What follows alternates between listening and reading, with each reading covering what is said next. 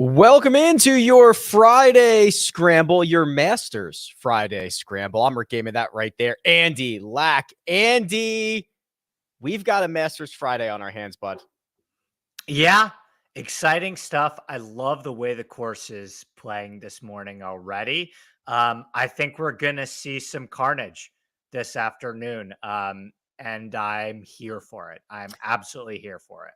We will get to the props very, very quickly. So we are brought to you by PrizePicks. We are in a current quest to bankrupt them, which is kind of weird thing to do for a partner of ours, but it's, with this weird relationship that we have where we're trying to take all of their money. The lines are changing very quickly, Andy, right? Like Yeah. you noticed it this morning. You and I were texting. I got a text from you last night. I won't divulge all the information right now, but it was essentially you texting me and saying, I'm hammering these X, Y, and Z's. I don't understand why they're setting them this way. I think they're too low. It was a madman rant. I love it. Yeah, and we talk about it every week. This was the first time where I actually felt compelled to say, these are so wrong. Like, go do this now. I want to make sure that you got them into. And sure enough, this morning, they're changing on us quickly. So I think, some of the ones that we'll talk about, I want to make sure we talk about ones that are still available. I saw one of the ones that I wrote up in the outline last night, a dissertation that I wrote up in the outline last night, went down by 0.5. I still like it. But moral of the story, Rick, get them in quick. Promo code Rick, get on the site now. Sometimes you just mentioned to me on text, they're changing as you put them in. Yeah, correct. So get set up. We're about 5 minutes away from giving out the props. So use the link in the description.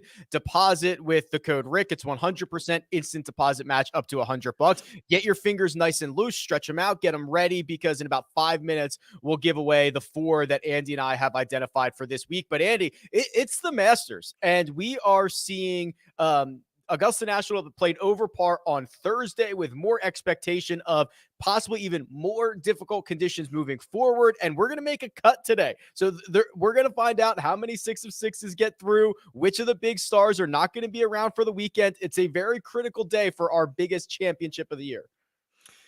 Yeah, and it's looking like +4-ish, right? Like it's going to be a much higher cut, maybe even +5. I think last time I checked, it was trending towards +4, but probably a much higher cut than we've seen. I can't remember off the top of my head what it was last year, but it's going to be tough this afternoon, Rick. And this is something that we talked about before. I mean, we saw this coming. We talked about this on our Tuesday show. I talked about this in my Wednesday DFS article, right? Where we were going to get 20-mile-per-hour westerly winds this week, which westerly winds are generally, historically at least, the toughest for players to navigate, especially if you hit a fade.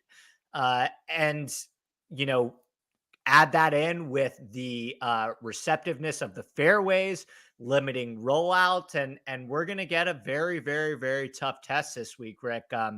I'm excited. I think the winning score, I said it. We talked about it with Greg on the First Cut Twitter Spaces about like a -8, -9, -10 under winning score.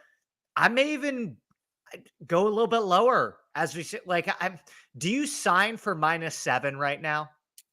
Well, I do because it would probably get me like 500 grand, right? Like minimum. But like if I was Dustin Johnson and you offered him, so he's currently 4 under and he's Yeah. got 12 holes to play. If you offered him 7, I don't think DJ should take it, but I think like everybody else should take it, right? If you were Neiman or Willett or Sung Jae or something like that, I think 7's a pretty darn good number. I think DJ, obviously with already one green jacket, he might be like, I'll just play this thing out. But 7 or 8, I feel like is a pretty good number to sign for right now. So just FYI, and this is why I was texting you like a madman last night. The course is already playing 3 strokes over par today. So the scoring average already today, now it's limited sample size. A lot of these guys haven't even, very few players have made it through like the 16th hole, right? But 17 and 18 are tough too. Well, So look at it this way though, Andy. We've got at least 20 guys through the front nine. The front nine's playing a half shot harder today than it did yesterday. So if we say maybe the back nine also plays a half shot harder, you're talking about that full stroke more difficult than the 1.8 it played yesterday. So you are talking about 3 shots over par. right, and guess what, Rick? The afternoon wave is way worse players too. Yeah. So all the heavy, pretty much most of the heavy hitters outside of Tiger and Cam Smith and Scotty Scheffler and Justin Thomas are out right now on the golf course. All of the Sandy Lyles of the world, the Larry Mises of the world, all those guys are going out in the afternoon. So that's why I think the scoring average is going to be 3 strokes over par at least, right? I completely agree. This is a tweet from Joel Beal, who is on the golf course from 14 minutes ago. Just walked off the course. Wind is blowing in bursts and changing directions. Guys have no idea what to do, and the bad stuff isn't rolling in for another few hours. Amen Corner felt like it was surrounded by windmills. There's going to be carnage. It's going to be spectacular. I have gotten similar texts from other people that you can feel it coming. There's a lot of confusion out there. A lot of guys looking up into the trees, trying to figure out what direction the wind's coming from, and not a lot of them are necessarily getting it correct. Okay, so the first thing that makes me think of, and I may be getting us derailed already, but I figure we'll get to the cat at some point today anyway. So the question I wanted to have to ask you is, do you think that plays more or less into Tiger Woods' hands this afternoon? I generally think for the lifespan of Tiger, the harder the conditions has probably been better for him, right? I think we know that he has been very conservative in his Augusta National career, and that is usually a very good game plan. He knows where to miss and where to leave it, and I believe his short game, we saw some sloppiness in round 1, but I don't mind his short game right now, right? So if there's going to be a lot of guys missing greens in awkward spots, Tiger's ability to get up and down probably a little bit better than everybody else's. I do have a lot of concern with the driver, Andy. I mean, he did not drive it well in round 1, and some of them were kind of those weak, wipey fades that if they get caught up in the wind and you are taken into the pine straw and into the trees, that's how doubles happen very quickly. If you're just blocked out and it's just, you're much more at the luck of the draw when you get that far off the fairway. So that would be my concern, is the tee shots in this wind. Yeah, that's a good point. I think that's my biggest concern as well. I think overall, the more nuance and thinking and the more that you have to rely on experience around Augusta in terms of the swirling winds, I think that plays into Tiger's hands, because I think there are going to be a lot of players that are going to make bad decisions based on what they think the wind is doing. And I think Tiger at least is the type of guy that could stand on the 12th tee and see those swirling winds and say to himself, okay, I've been here before. I know what this means. I'm not going to get fooled by that. So I do think in general, just thinking about what Joel Beal said in that tweet about the confusion, and I bet you we're going to see a bunch of players, with their hands on their hips on 12 and many other holes, I'm sure, saying what happened. I imagine John Rahm and his 4 mud balls is one of them as well. But I think the more experience and nuance would play more so into Tiger's hands. You're right. It's just all aspects of his game. He looked like he was putting well too yesterday. It's really the off the tee that gives me the greatest concern as well. Yeah, he didn't drive it very, very far. Now, those numbers are also hurt by the fact that he drove one technically 196 yards or whatever on 18 when he clipped a tree, but it wasn't particularly long, but the rest of his game pretty stout. I think we got to do this, right? We've got golfers out on the golf course right now. We've got props that are changing by the second. So we are going to release the props. 4 of them we have written up, and then I've got a little strategy and other things to consider on this very windy Friday that we are going to get around Augusta National. But first, we're going to take a quick break, and we'll see you on the other side. Andy Lack is not only the co-host of The Scramble, but also produces his own show, the Inside Golf Podcast. It's available twice a week, focusing on course breakdowns, DFS, and betting strategies for every PGA Tour event. Admittedly, I was drawn to Andy for his data-driven approach, which you'll find on his Sunday shows as he breaks down the field. But I'm even more impressed by his passion for course architecture, which offers a different perspective of our great game. Mix those together with insightful and humorous guests who don't take themselves too seriously, and you've got a recipe for a great podcast. Follow Inside Golf Pod on Twitter and download Inside Golf wherever you download podcasts. All right, Andy, we've got the time right now to prop it like it's hot. This is indeed presented by PrizePicks. We are trying to take all the money that they have available in their bank accounts, and you should use the code RICK to sign up, get your deposit bonus. Their link is in the description, and go and run and put these props in right now because they are changing. Andy, I think we're expecting carnage. Let's get started with your first prop. Okay, so bear with me here. This is a bit of a Tiger style dissertation to Justin Thomas, but this is, look, I wrote a paragraph here in the outline, so I want to make sure that I get all of it. So Tiger Woods under 3.5 birdies. Now, when I checked this morning, this went down to 3. I'm okay with that too. But let me tell you why I think this is a slam spot. So right now at Augusta, one thing that I notice is that there's only 3 legitimate birdie holes out there now. Number 2, number 8, and number 13. All 3 of those holes yesterday were playing minus 0.3 strokes under par, right? So still even no guarantees there, right? Like we see par 5s on the PGA Tour play half a stroke under par all the time. So when I say birdie holes, guys are still making more pars than they are birdies. That Tiger looked good yesterday, right? And this is a whole other podcast, but outside of that outside of that dumb bogey on 8, I still think that he scored better than he played. He had a couple holes where he was able to save par with multiple really, really bad shots. He also actually putted really well. He gained over 2 strokes putting. I know he missed some makeable putts too, but he also made a lot of putts, right? And he gained 2 strokes on the field. Yeah. And he made 3 birdies yesterday in 10-mile-per-hour winds, in the easiest of the conditions that the course has seen, with the softest the golf course was. Now today, this afternoon, he's getting 18 to 20-mile-per-hour winds, right? And Tiger's biggest asset is, tell me if you think this is turning bad holes into pars. It's not making a ton of birdies. Like he's way better at avoiding bogeys than he is filling it up and going super, super low. Yeah, So especially around here in these conditions. exactly.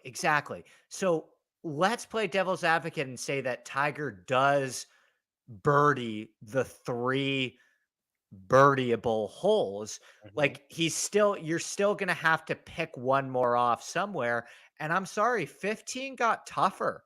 Like I went back and I 15's pretty tough. Yeah. And so I went back and I looked at how guys were playing 15. I looked at how Tiger was playing all these par 5s, but I saw a lot less players go for the green in 2 on 15. It barely played under par. Tiger would have to hit a really good drive, I think, to even consider going for the green in 2 on 15, depending on the wind. And the other 2 par 5s, Rick, Tiger can't reach in 2.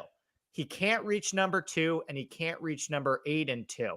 He hit good drives on both those holes yesterday and couldn't get there. So the only par 5 that Tiger can reach in 2 is 13. That could change with the wind and stuff like that.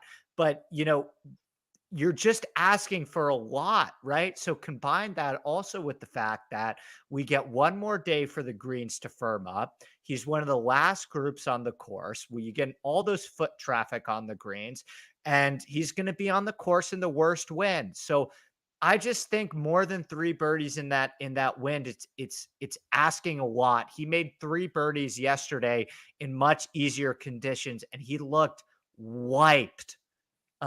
So I think this is a slam dunk. Sorry for the win. All right. The good news is it's still 3.5. So Andy, it is still 3.5 right now. I'm looking at it. So you can still go get 3.5 on under Tiger Woods birdies right now. If you combine that with Cam Smith over 71, this moved from like 70 to 70.5 to 71. So let's game this out for a second. If we think the scoring average is 75, which it could very well be 3 shots over par, he has to gain 4 strokes to the field. Using his last 10 rounds, which includes yesterday where he gained a ton, and his win at the Players. So we agree he's playing like the best golf ever. He's only going to gain 4.5 strokes on the field 32% of the time. It's a numbers game, Andy. To ask a golfer to be 5 shots better than the field, 4.5 shots better than the field, that is a lot. I don't think so. Cam Smith over 71. Yeah, I love it. And I was thinking about that too, right? There are a lot of over unders. And I just think Cam hit the ball great yesterday. I mean, Best approach round ever. Yeah. So he's going to be tough, but again, it's just a pure number play. The number is too low. All right. Fire away. I got my next one here. Scotty Scheffler. So greens in regulation. I was looking at the greens in regulation ones. Under 12.5 greens in regulation for Scotty Scheffler. Now, if you hit 12.5 greens in regulation, that's implying a 69% greens in regulation percentage, which is well above Augusta's average. You know, players on average historically at Augusta, forget these wins, are hitting like 63, 64% of their greens in regulation. Now, this course is already playing 3 strokes over par. And Scotty is another guy who's going off in the afternoon when the greens are going to be more baked out with 20-mile-per-hour wind gusts. It's just too high. 12 greens on Friday afternoon, I think, would be a great round. The final prop. So Scotty Scheffler under 12.5 greens in regulation. Tiger under 3.5 birdies. Cam Smith over 71. Adam Scott under 3.5 birdies. He made 3 yesterday, Andy. Lost across the board. Didn't look particularly good. Now he gets into the teeth of the wind. You nailed it. The same stuff with the Tiger thing. Like there's only so many gettable holes. If you're asking Adam Scott to go out there and, if he doesn't take advantage of the birdie holes, what's he going to do? Gain a shot and a half or a shot and a quarter on some of these more difficult holes, as he showed no real signs of life or no strong skill set out of the gate yesterday? I don't see it. I think it's going to be carnage this afternoon. I was just reading through the chat. People are getting angry at me for how long I talked about that. Maybe we'll put them on a slide and then and release them all at once, and then we'll talk through them. But hey, these people know the lines move very, very quickly. They need them, baby. Gettysburg Address over here. Yeah, I had a dissertation on that one. Yeah, I think that's the thing, right? There's just what happens with these lines a lot is they take a stand, and I don't think they factor in course conditions too often. I don't think they factor in wind or turf conditions too often. And then, they kind of let us set the lines, right? Because people make moves and then Right. They start changing very rapidly. So you got to get in quick. But once again, I said this to you off air. This is my probably largest exposure I've had to PrizePicks on a single day. So let's ride. We're in for a fun afternoon. Adam Scott under 3.5 birdies. Cam Smith over 71. Scotty Scheffler under 12 or 12.5 greens in regulation. Tiger Woods under 3.5 birdies. Those are the official props for the show. Andy, let's get nerdy for a second. So I've got the wind finder up here. We've been talking all week long about this westerly wind that is 16 miles an hour, gusting up into the 20s. So what you can actually do on wind finder is you can zoom in on Augusta National. And we've talked about this before. As much as the single hole props are very, very volatile, PrizePicks doesn't really have an option to change the lines that much, right? They just have to make all the 5s 4.5, because if you make it 5, nobody's going to bet it. You can't make it 5.5. You can't make it 4. Like, it has to be 4.5. So what you could do is you could go to Windfinder, and here's Amen Corner. This is the bottom portion of the property down here. You can see that Azalea, Andy, is playing in that left to right wind, right? So this is 13. So let's talk through this. You hit your tee shot. The wind's going to want to push you over to the right, kind of closer to those trees in the pine straw, which is a bit of a concern. If you hit that fade into into your second shot. It's going to push it out into that bailout area. You try to hold a draw up against this wind. I could see a lot of balls dying in this water or this little creek in front of it. Like, I think Azalea plays pretty darn tough on Friday. Yeah. So I feel like I have a memory of the pin being left, or um, let me check. I can check on that too. Um, Azalea's 13, the par 5. Correct. Okay. See where the pin is on 13? I can just watch somebody play the hole. I could, yeah. We'll have to Anyway. look. But I mean, this is that westerly wind. I mean, and it kind of goes for all the fives, right? Like, all the fives kind of run. So here's Pink Dogwood. That's 2. That kind of, I mean, everything's kind of cornering the fives. I don't want to say they all run the same direction, but like, they're oriented in a similar fashion. Yes, exactly. So it's just another way you can look at. You can go on Windfinder and get even more specific with these things, which is just another step that we've talked about in the past with PrizePicks. Is like, look at these pin positions, right? Like, look at how wind is going to affect certain holes. There's going to be a ton of edges there. Which I like, because they can't move the lines on it. They just have to sit there at 4.5 and just take it.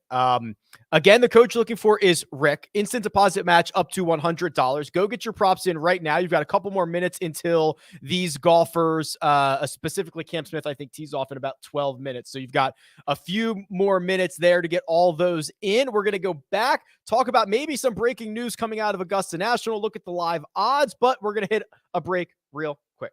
If you're not playing daily fantasy on PrizePicks, then you're not really playing daily fantasy. They offer nothing but props, and they do it better than anyone else. You pick 2 to 5 players on an over-under and can win up to 10 times on any entry. They allow mixed sport entries, meaning you can take the over on LeBron James and the under on Jon Rahm. The golf-specific props are amazing. Birdies or better, fairways hit, greens in regulation, rounds score, and now, yes, single hole props. That's right. What score will a golfer make on a specific hole? I have PrizePicks specific tools on my website to help you build the best entries, and now PrizePicks is offering a 100% instant deposit match up to $100. Just use the code RICK at sign up or click the link in the description. That's code RICK. Good luck. All right, Andy, breaking news out of Augusta National. Louis Oosthuizen has withdrawn from the event prior to the start of his second round. So now that's a Neiman Tiger Woods 2-ball this afternoon. Yeah, I saw, and I had some Louis. I did play a little Louis. I dodged the Casey, but I had a little Louis in some of my DraftKings lineups. He grabbed his back on 2 yesterday. I got to watch a lot of Louis, obviously, because he was playing with Tiger. And I said to myself, oh no, here it comes. So kind of on brand, right, Rick? But hoping for the best with Louis and his mattress that he brings everywhere. Isn't it amazing that some guys just are so much more frequently withdrawing from these events? So let's see. Paul Casey this week was 11% owned. He withdrew before the start of the event, or at least before his tee time, not necessarily before lock. And Louis was 8% owned. So if you dodged both of those, we're basically rake free now, because that's like 20% of the field that had, well, I guess not technically spread out that way, but combined ownership 20% between the two. Yeah, pretty good. And like I said, I dodged the Casey. I did play Louis though, which was obviously hindsight is 2020. However, you're right. It's so on brand for some of these guys. It's always the same guys, and they do it every single time. The Louis, the Jason Days, Paul Casey is starting to get in that realm as well, and Louis is the biggest one of them. So again, we wish Louis the best. I don't know. Do you think this helps Neiman? I mean, like, do you think this has any impact on Tiger's group in general, or Tiger at all? It's interesting. They'll have more time. They'll be waiting a lot. So, and actually, I don't know the exact tee times or how they flipped them from rounds 1 to round 2, but the group I think it's behind Tiger, was the Paul Casey group. So now it's just Cam Smith and somebody else. I can't remember who it is, but there was a kind of Yeah. a quote from Cam Smith that said, "Yeah, we were playing in a 2-ball. We were waiting a lot." And I was just like a patron watching Tiger. So now those two groups, if they're still in order, which I'm not sure if they are, we're gonna have two balls kind of in a row. So there's just gonna be a lot of waiting for, which actually, I'll tell you what, that might help when you're hitting some Might help tricky like Tiger. greenside shots or like really thinking through it. Not that I think Tiger cares about the pressure from like staying on pace, but if you know you're not going anywhere, I don't know, might give you an extra second to walk up to the front of the green, check everything out, and go from there. I just watched Billy just look absolutely flabbergasted by the wind. He He's cannot he he's cannot ejected, believe right? it. Yeah, he cannot believe what's happening right now. So yeah, I'm kind of with you. I think Tiger, I mean, they will be waiting, which, for a player like Matt Jones is probably his worst nightmare. But I think Tiger, we have to give him the benefit of the doubt that he'll be able to navigate anything. Only two golfers have completed 18 holes as of right now. 4.5 strokes over par is the scoring average. That's obviously going to come down because we've only got a couple guys playing the last few holes, but it's going to be nuts. And the top of this board, Andy, looks a lot like the top of the board from 2020, right? Cam Smith, Sung J M, Dustin Johnson, all in contention. DJ and Sung J already out on the course. Sung J is making the turn at even par. He would pay a lot of money to play the back nine at even par. Yeah, absolutely. I mean, let me ask you, Rick, how surprised? What's your surprise level? Did you play any Sung Jae this week? Because I'll hand up, I did not. No, not in any significant way. So I'm generally more bullish on Sung Jae than a lot of people, but he was coming in one of those mini slumps, which is not unusual. Like he does that. Yeah. We've seen that now 3 or 4 different times just in the last 2 years. He will go through a 3 or 4 event stretch where he loses the driver and he loses the approach play, and then he just clicks out of it. And there's no sign of when it's coming or when it's not coming. It's just like, this is kind of what he does. So I guess I can't be too surprised. I'd be pretty surprised if he won it. I'd be pretty excited if he won it. But no, I mean, he's played well here in the past, and it's hard to be too surprised about a guy who's finished runner up here before. Yeah, and actually, I was gonna fade Sung Jae in one of the props. It turns out, he was already on the course before I could have gotten it. I did actually end up doing it last night, but I didn't get to talk about it on the show. I was looking back at that 2020 Masters, Rick, and it was that was always DJ's tournament, right? Sung Jae was always kind of playing from behind. He was playing catch up. DJ ended up winning that tournament by 5 strokes. So it never really ever felt like Sung Jae was going to win in the 2020 Masters, or Cam Smith or Abe Answer was going to win. It always kind of, DJ was coming in so hot. He's like 35% owned. He was 8-1. This is a new position for Sung Jae, right? I understand that he was in the mix in that November Masters, but again, like, it never really felt like he had a chance. And this is different. Ironically, DJ seems like the guy again that is going to be his biggest chaser. But this is really the first time where Sung Jae is going to be. Right now, he's wire to wire through 27 holes, right? I know we still got a lot of golf left, but like, he's been in the lead here. And I think there's a good chance with how difficult we expect it to play this afternoon, that he finishes the day as the leader as well and heads into Saturday as the leader. Yeah, so he is 8-1 right now in the live odds over at Caesars Sportsbook. Scotty Scheffler also 8-1. Scotty, I do not believe, has teed off yet. DJ is 7-1 and Cam Smith at 5-1. I mean, Corey Connor's still lurking at 14-1. Patrick Cantlay 12-1. I mean, I think Joaquin Neiman could be pretty dangerous at 16. I think that, and correct me if I'm wrong. Well, I guess if you want to make a bet on somebody now, you want them to be on the golf course? Yeah. So Cantlay is the one I'm looking at. I picked Cantlay before the tournament started. I feel even better about it now. I think Patrick Cantlay is going to win the Masters. I like the position that he's in. He hit the ball great yesterday. What is he? He's +1 today. Yeah, through 7.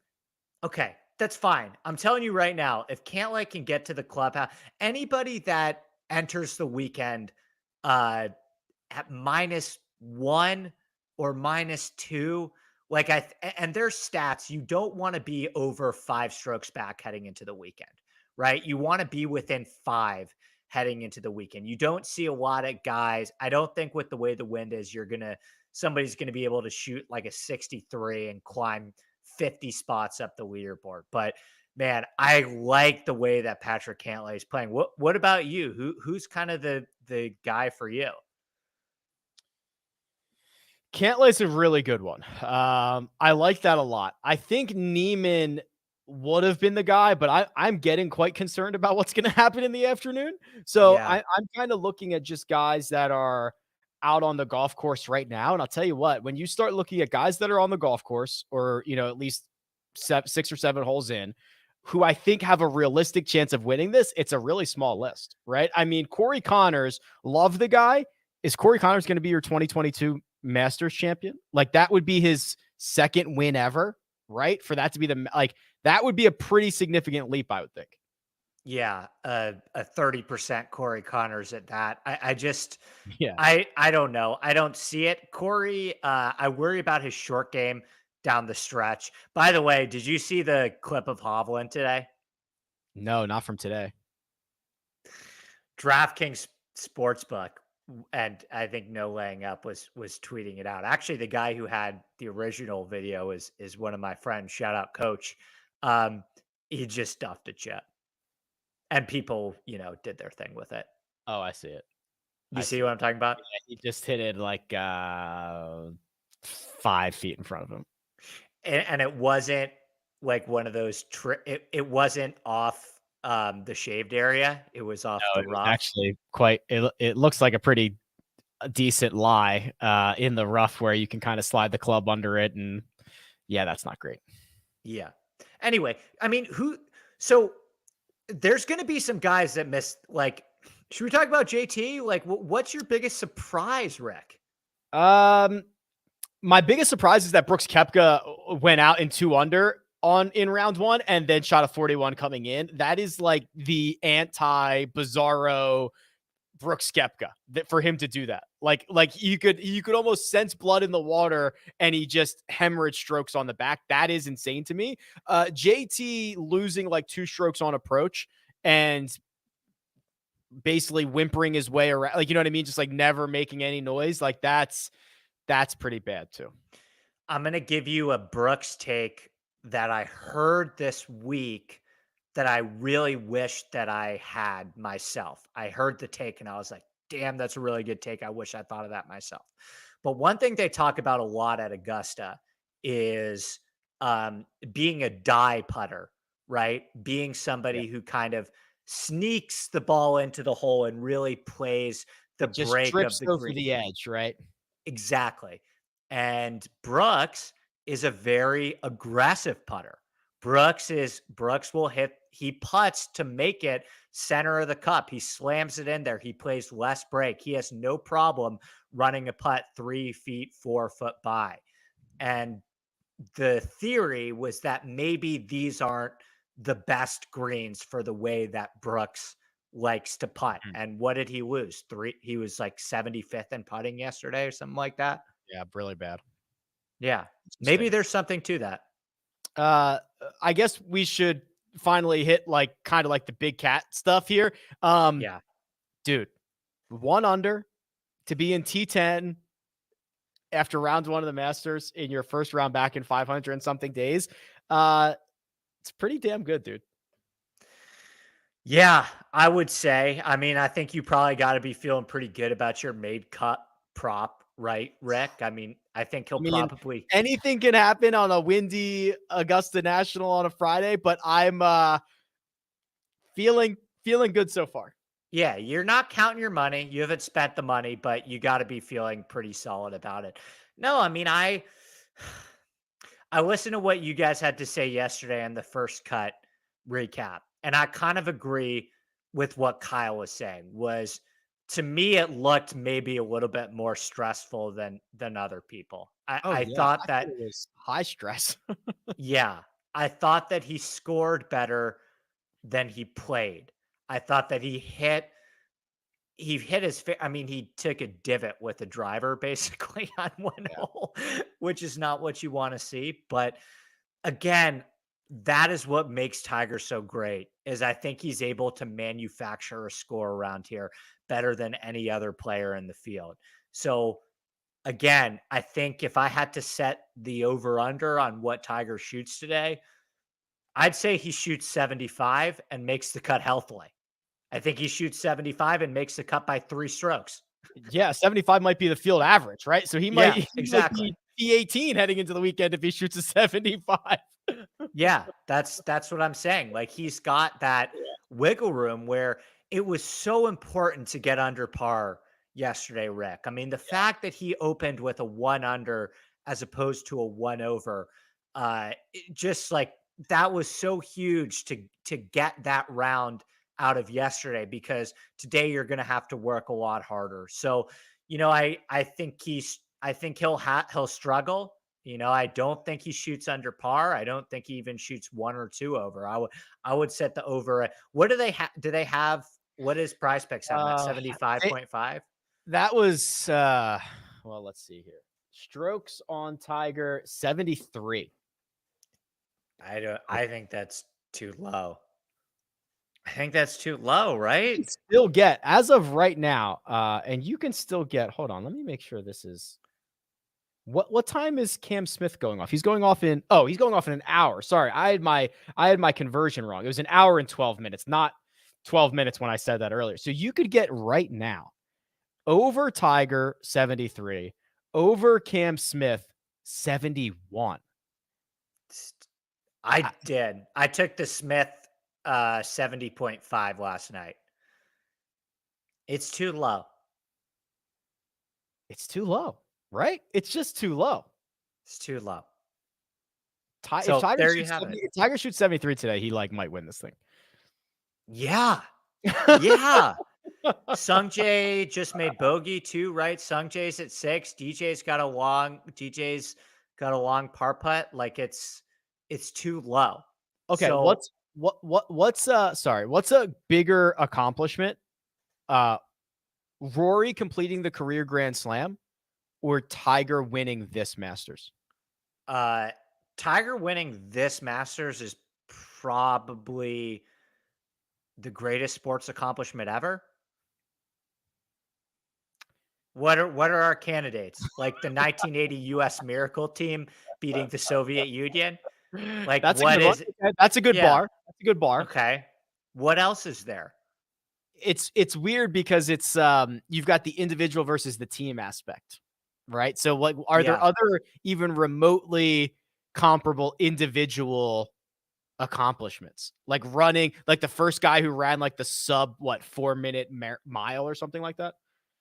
Yeah, I'm trying to think like other individual sports. I can't think of any tennis accomplishments off the I mean, what it has to be in the context of is unbelievable odds, and I'm not talking about the odds that Right. DraftKings Sportsbook or Caesar set on Tiger before the Right. week. Like the real odds. I'm talking about a guy who almost lost his life, almost lost his leg uh a year ago, right? A little over a year ago. It That would be like if you think Tiger is treated as you know, godly now, if he wins this, eh, he should just retire. Like just it would be unbelievable. Like to come back, he is still actively in rehab, right? Like that is so insane. If he were to actually pull this off, um there'd be no there anybody who wants to have the Tiger Jack debate should never be allowed to have it again.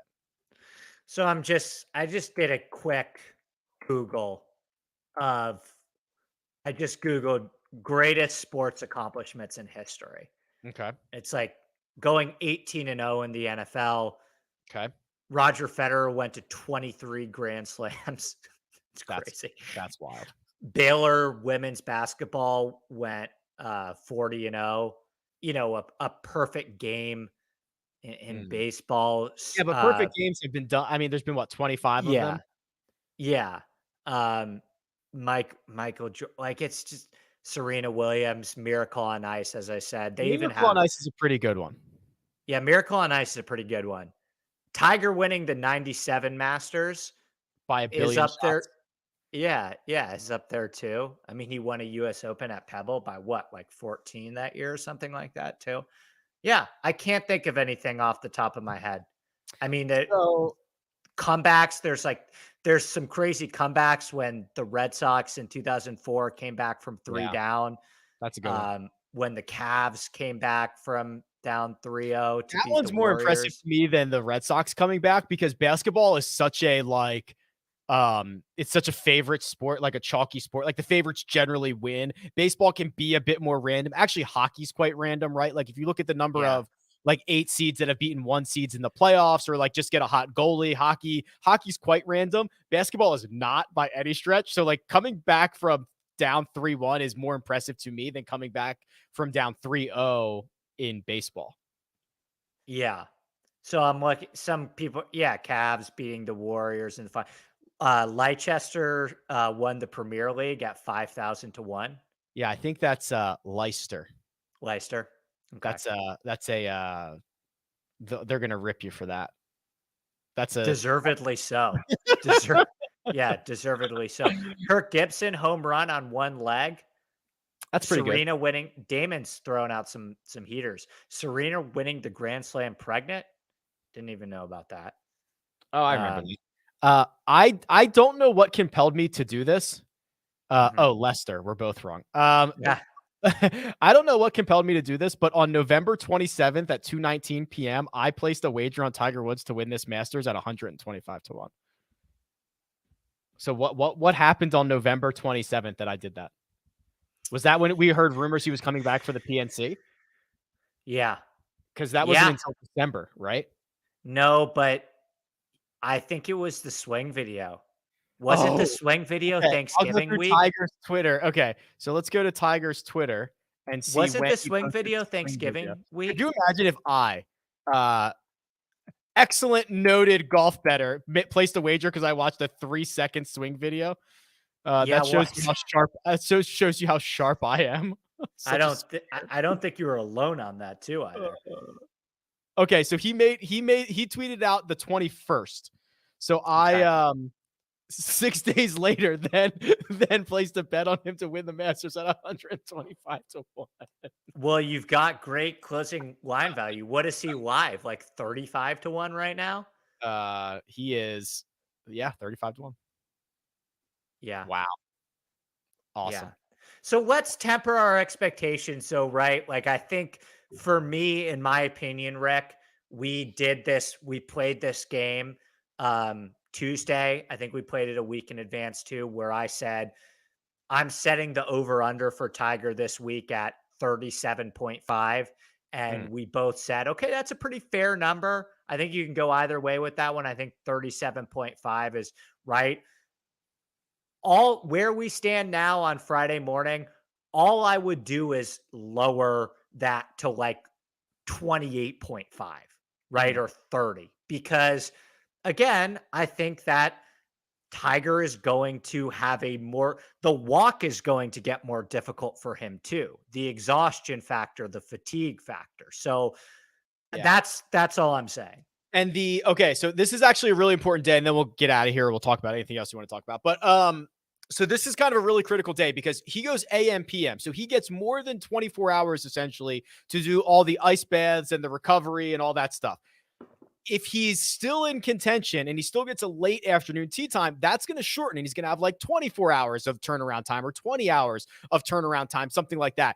Here's the big thing though, Andy. If he shoots like, okay, let's say the scoring average is 75, he shoots a 77, something Mhm. like that, and he has to go out earlier on Saturday, that's where I think things can get off the rails, right? Mhm. If he has to eventually get a quick turnaround, I think he's in trouble. If he can continue to keep these gaps of time, I think it's a little bit better, but still I think he's going to be fading.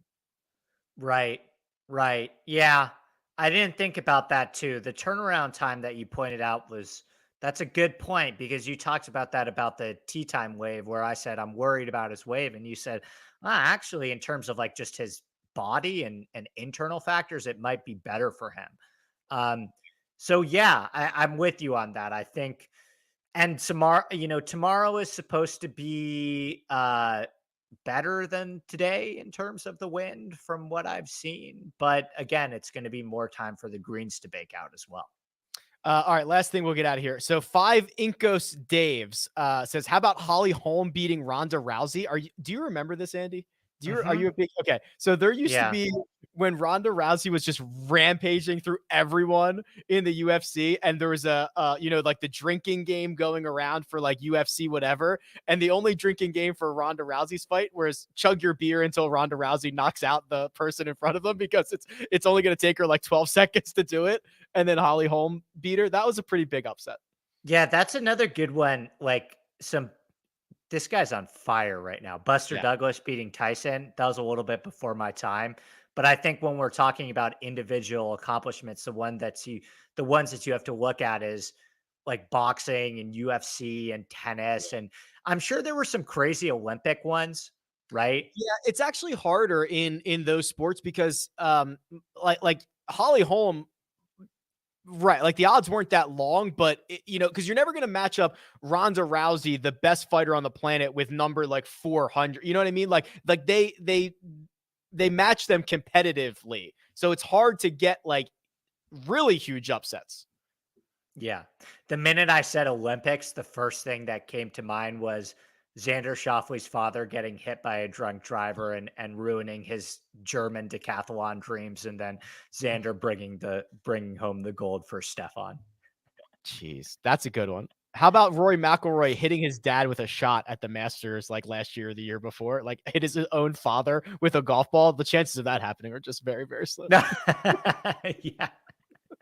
Anyway, I think moral of the story, it's Tiger. It's Tiger. It's Tiger. Andy, always a pleasure, my friend. You and I are going to be back for another Scramble on Tuesday for RBC Heritage, and of course every Friday. But you're coming on the First Cut live chat today? Is that still accurate?